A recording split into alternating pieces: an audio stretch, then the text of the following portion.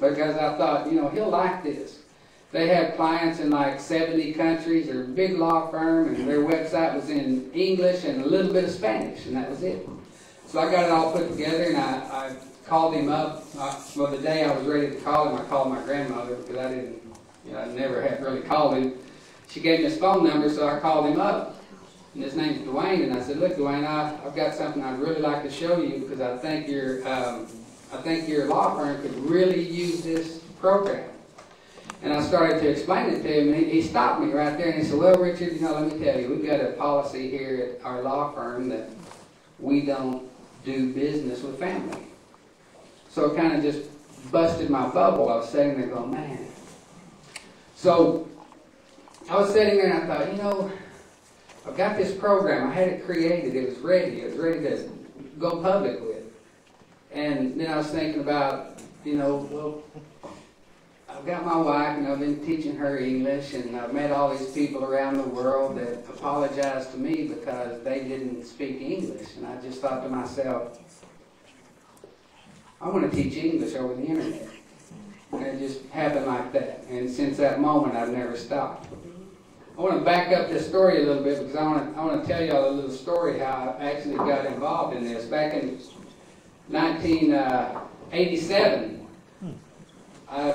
before, you know, I always wanted to be an inventor. That's all I ever wanted to be, because I always thought inventors get rich. That's all there is to it. So back in 1987, prior to 1987, I had a commercial remodeling company where I remodeled like rooms like this. And, you know, it really wasn't what I wanted to do, and I just really wanted to get out of it, and I always wanted to be an inventor. And one day I was sitting at my parents' house watching the football game. And as they were playing football, I sat there and I thought to myself, you know, if a person could invent something that would return a basketball to you when they're shooting a basketball, that thing would really sell. That's how inventors' minds work. So I was sitting there and I thought about it, and I thought, yeah, I'm going to try that. So let me draw this little picture here. You know, I've always liked to play basketball, but I'm kind of lazy. You know, you shoot the ball on a basketball, and if you make it or miss it, you have to go get it, and you have to bounce it back over here and, you know, shoot it again. I thought, well, if you make it, you should be like a bonus that it throws it back to you or something. So I created this little thing that looks something like this. And you just hooked it up on your basketball rim. And now when you shoot the basketball and make it, it takes 2 bounces and brings it right back to the free throw line. From 1987 to 1994, I sold that product and another product that I came up with to 4,000 stores in the U.S., including all the Walmart stores. I had my products in all the Walmart stores and most of the major sporting goods stores. I was real proud because, you know, I was living the American dream. I mean, I was living it. And I'll tell you how I was living it. Every time I made one of these, or every time I got an order for one, it was made out of this round metal rod about this big around. I'd have to get this metal rod. I'd go pick it up, and I would take it over to this company that cut the rods for me. They cut them and bent them. And then I would go to this other company. I would pick up these flat metal sheets. And I would take them to another company, and they would stamp out these little parts that held that thing together. While they were doing that, I would go pick up some little nuts and bolts, and I would take them to another place that counted them out and put them in these little plastic baggies. While they were doing that, I would run over, I would pick up my boxes, I would go by and pick up some labels that went on the boxes. I would take those back to my shop. I would go over and I would pick up the rods that the people had bent. I would take them to another company. I would go by and pick up those little stamped out metal pieces. I would take them to this company. And this company would put them all in these little dies, and they would weld these parts together. And while they were doing that, I would go get everything else ready. And then I would go pick them up, and I would take them over to this paint company. The paint company would paint them. While they were doing that, I'd go pick up the little nuts and bolts from the company that put them in the bags. I would take all those back to my shop.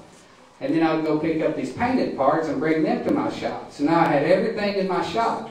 And then I would take these boxes and I'd put labels on all the boxes. And then I'd fold the boxes and tape one in and flip them over. And then I'd count all these parts out and fill these boxes up with these parts. And drop one of those little baggies in each part, in each box. And then I'd tape the boxes up. And then I'd take 6 of these boxes and put them in a bigger box. And I would tape that box up. And then I would put shipping labels on that box. And then I'd stack these boxes on a pallet, and the truck would back up to my dock, and I would wheel them out and load them on the truck. And the next week I would get another order. And I would start the same process all over again. You know, I was living the American dream. I was working very hard and making a little bit of money. And that's basically the American dream. Wasn't my version of it, or wasn't my idea of it, but that's basically what it was. And then in March of 1994, I discovered this thing called the internet. And the very first time I saw the internet, my life changed. Because I looked at that and I thought to myself, you know, if you could create something for this, you could build it one time and sell it millions of times.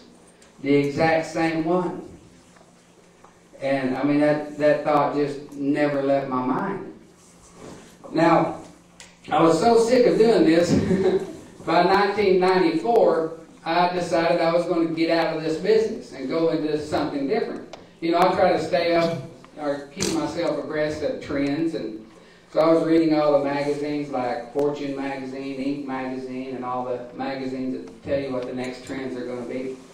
And what it was saying back in 1994, that the big thing in the future was going to be computers, personal computers. You know, people already knew it, but that's what they were still saying. And I thought, well, I'm going to get into selling computers because I can do that. So this town I lived in at the time, it was a pretty small town, and I went around to all these people I knew. I've got about maybe 20 or 30 friends there. I went to all my friends and I said, hey, if I start selling computers, will you buy one? And I asked them all that, and every one of them said, yes, I will, because they knew it was the trend too. But they all said this, I'll buy one if you teach me how to use it. Well, I didn't know how to use one. I just wanted to sell them. You know, let somebody else do that part. So I thought, well, maybe the real future is not selling computers, but maybe it's going to be teaching computers. So I started to work the 1st of January 1994. I started writing this computer training course. And so I was writing this course, and then back to my story, back in March of 1994, I discovered the internet for the first time. And I just thought, you know, there's something to this, so I started working on this course, and I started developing it for the internet instead of just a standard course. Well, about that same period of time, this friend of mine, you know, he's kind of an acquaintance. He wasn't really so much what I would consider really a good friend, but he called me up one day and he invited me over to dinner at his house. And I said, yeah, okay, I'll come. But it was kind of strange that he called me and invited me for dinner. He's the kind of friend that you see around town and wave at him and say hi when you're standing in line at the grocery store. Yeah, I'll come over there. So I went over, and when I walked in his house, there were 4 or 5 of my other friends standing around in there. I thought, this is kind of weird, you know. And so they had the table set up with these little, you know, when you make a sandwich and you cut it in triangles, they had little triangular sandwiches and chips and juice. And we all sat down around the table. We were all kind of nervous, but we were sitting around the table and we all were eating these little triangular sandwiches and chips and drinking the juice. And about the time I picked up that last little piece of sandwich and stuck it in my mouth, this guy cleared off this table. I was saying, man, this is weird. And he walks out of the room and walks back into the room with one of these boards.